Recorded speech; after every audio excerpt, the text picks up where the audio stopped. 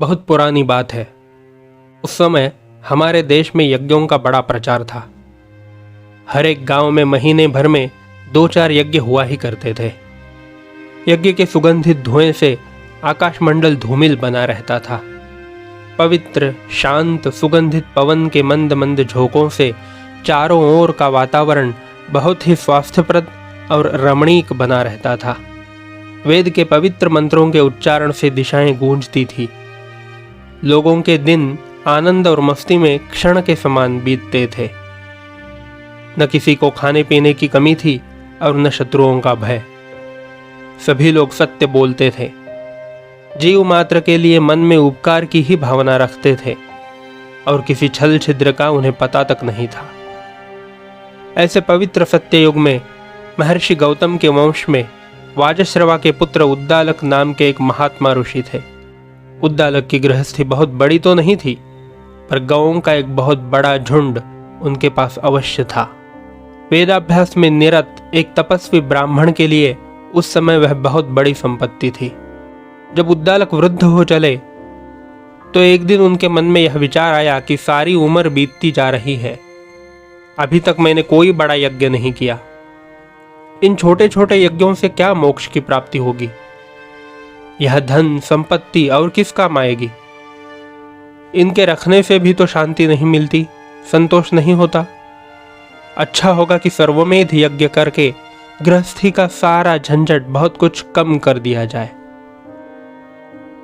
इस तरह बहुत कुछ सोच विचार करने पर उद्दालक ने सर्वमेध यज्ञ करने का विचार पक्का किया। सर्वमेध कोई मामूली यज्ञ नहीं था। उसे बड़े बड़े राजा लोग करते थे। उसमें यजमान को अपना सब कुछ दक्षिणा में दान करना पड़ता था। उसके लिए शास्त्रों में कहा गया है कि जो सच्चे भाव से सर्वमेध यज्ञ करता है वह मृत्यु को जीत लेता है और संसार के सभी दुखों से सदा के लिए दूर हो जाता है। उद्दालक का सर्वमेध यज्ञ प्रारंभ हो गया। देश के कोने कोने से बड़े विद्वान, पंडित और महात्मा लोग इस यज्ञ में सम्मिलित हुए। इस यज्ञ में उद्दालक ने सचमुच अपनी सारी गृहस्थी समाप्त कर दी। पूर्णाहुति का पुण्य दिन आया। वेदों के पवित्र मंत्रों का उच्चारण करते हुए पंडितों ने आकाशमंडल को गूंजा दिया। यज्ञ धूम की चंचल सुगंधित लहरें क्षितिज तक व्याप्त हो गई। पुण्यात्मा उद्दालक ने मांगलिक गीतों और वाद्यों की आकाश भेदी ध्वनियों के बीच में नारियल की अंतिम आहुति यज्ञ कुंड में समर्पित की और चारों ओर से उनका जय जयकार होने लगा। अब पुरोधा पंडितों तथा आगत महात्माओं को दक्षिणा देने की बेला आई। गायों को छोड़कर उद्दालक के पास कोई वस्तु शेष नहीं थी, अतः वह उनमें से एक एक गाय दक्षिणा के रूप में देने लगे। अपनी सब गायों का दान करते समय उद्दालक की पवित्र आत्मा भी सर्वस्व त्याग की कठोरता से कांप उठी। वह मन ही मन सोचने लगे, सब गायें दे डालने पर जीविका कैसी चलेगी? बेटा भी अभी उम्र का छोटा है, क्या खाएगा? मेरा वृद्ध शरीर भी अब इस योग्य नहीं रहा कि परिश्रम करके प्रतिदिन की जीविका पैदा कर सकूं। वह सचमुच विचलित हो गए। लोभ की इस क्षीण काली रेखा ने धीरे धीरे उनके निर्मल हृदय में घना रूप बना दिया। उन्होंने गायों के समूह की ओर दृष्टि डाली। देखा तो जितने पंडित अभिशेष थे उससे अधिक गायें बचती थी, मगर उनमें बहुतेरी बुढ़ी गायें भी थी। वह तुरंत कुश और अक्षत को नीचे रखकर गायों के समूह की ओर चले गए। वहां कपट से विचलित होकर अच्छी अच्छी गायों को पीछे की ओर छोड़कर बुढ़ी और अधेड़ गायों को आगे की ओर हाँक लाए और उसी में से एक एक करके पंडितों को दक्षिणा के रूप में देने लगे।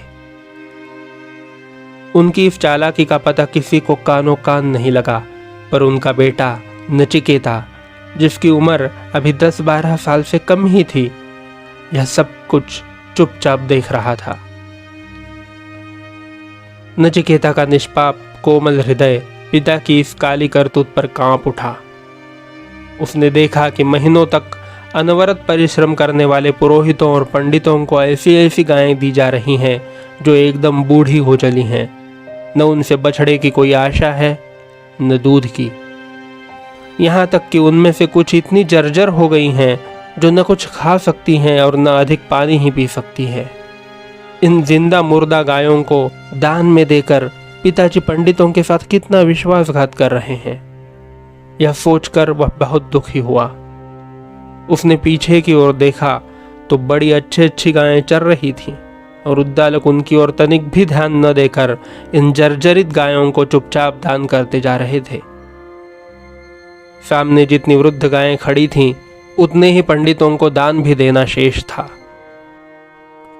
नचिकेता सोचने लगा, क्या पिताजी सचमुच सर्वमेध यज्ञ कर रहे हैं? नहीं नहीं, यह पापमेध है, कपटमेध है, सर्वमेध नहीं।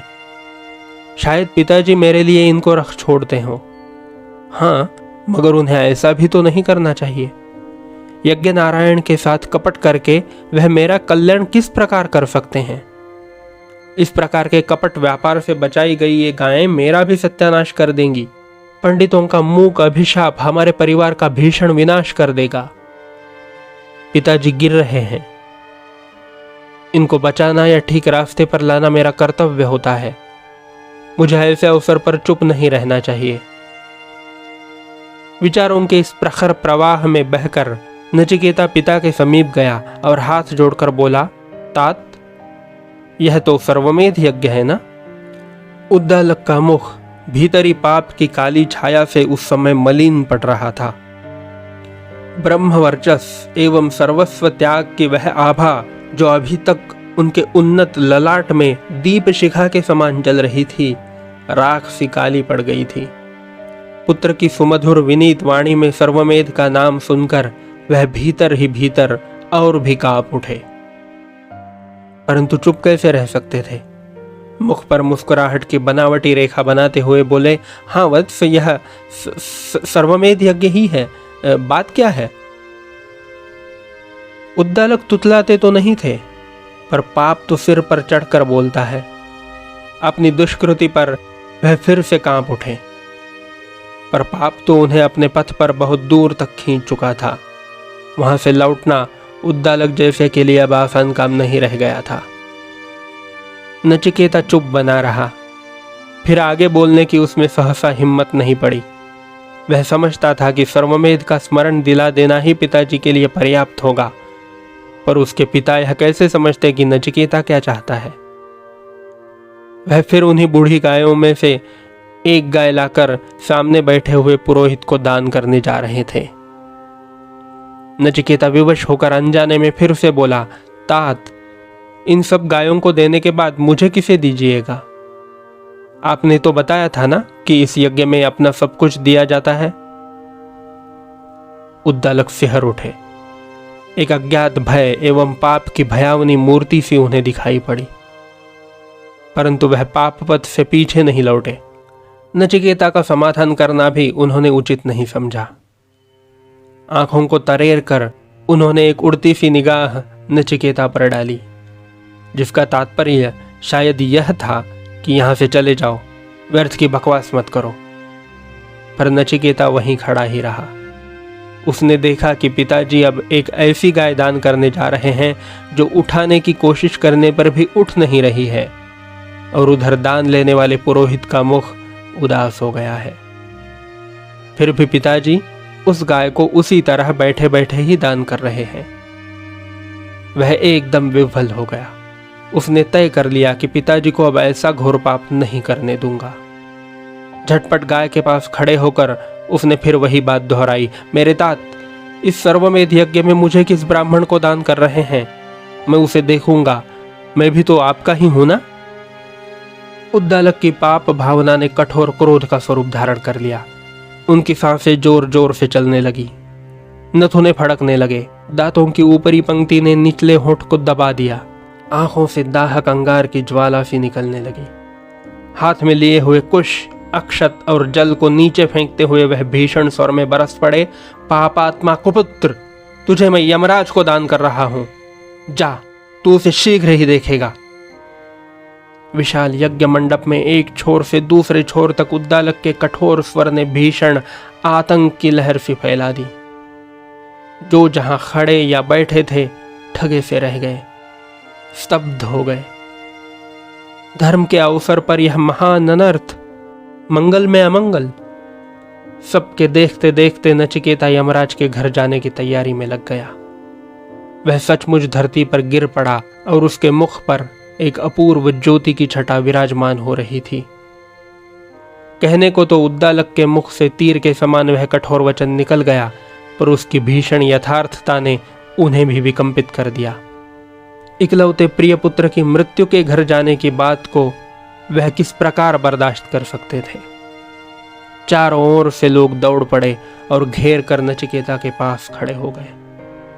सत्याग्रही नचिकेता जब इस लोक से पिता की आज्ञा प्राप्त कर मृत्यु के लोक जाने का निश्चय कर चुका था, तो उसे वापस कौन ला सकता था। उद्दालक का सहज वात्सल्य कृत्रिम क्रोध को दूर भगाकर उमड़ पड़ा। पुत्र को स्नेह से अंक में बिठाते हुए वह गदगद कंठ से बोले, बेटा तू कहाँ जा रहा है? मेरी बात का ध्यान न कर, मैं आवेश में यह सब कह गया था। भला सोच तो सही कि तेरे बिना मेरा बुढ़ापा कितना कठिन हो जाएगा। मेरे प्यारे, मैं पाप के पंख में फंस गया था, मेरी बुद्धि बिगड़ गई थी, तू उसका ख्याल मत कर, मत जा। परंतु नचिकेता का लौटना आसान काम नहीं था। उसने दोनों हाथों को जोड़कर विनीत स्वर में कहा, पूज्य तात, आप बताते थे कि मेरी 21 पीढ़ियों से लेकर आज तक किसी ने अपना वचन कभी भंग नहीं किया है। मैं भी चाहता हूँ कि अपनी वंश मर्यादा को सुरक्षित रखूं। आपकी आज्ञा का उल्लंघन वह चाहे जिस दशा में भी हो, मैं कभी नहीं कर सकता।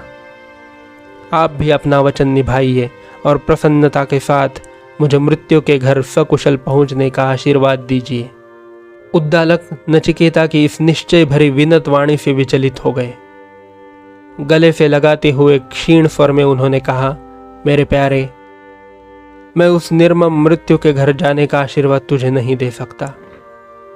जिसके स्मरण मात्र से मेरा हृदय कांप रहा है, उसके पास तू कैसे जाएगा? फूल के समान कोमल तेरा शरीर कठोर मृत्यु के पास जाने योग्य नहीं है। बेटा, मैंने अपराध किया है, भले ही मुझे वचन भंग करने का पाप लगे, पर मैं तुम्हें कभी भी जाने नहीं दूंगा।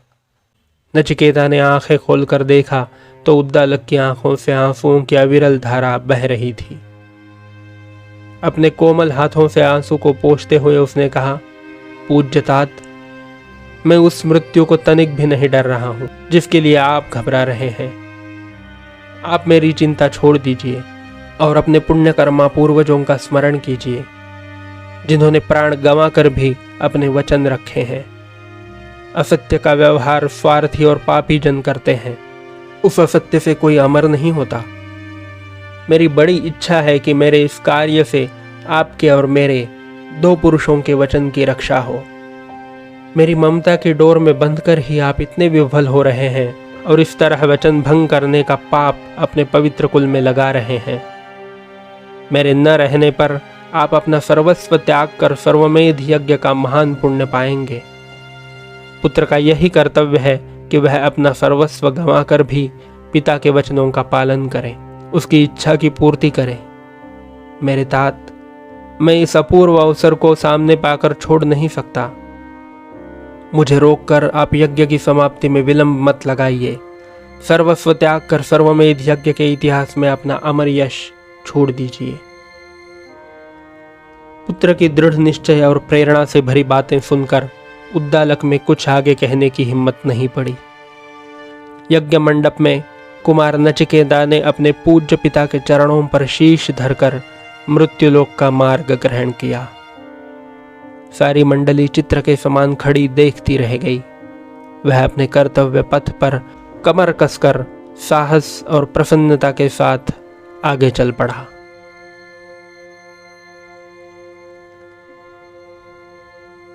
आगे मृत्यु के घर पहुंचकर नचिकेता ने क्या किया, अगर यह बात आप जानना चाहते हैं तो इस कथा का दूसरा भाग हम जल्द ही अपलोड कर रहे हैं, अवश्य देख लीजिए। धन्यवाद।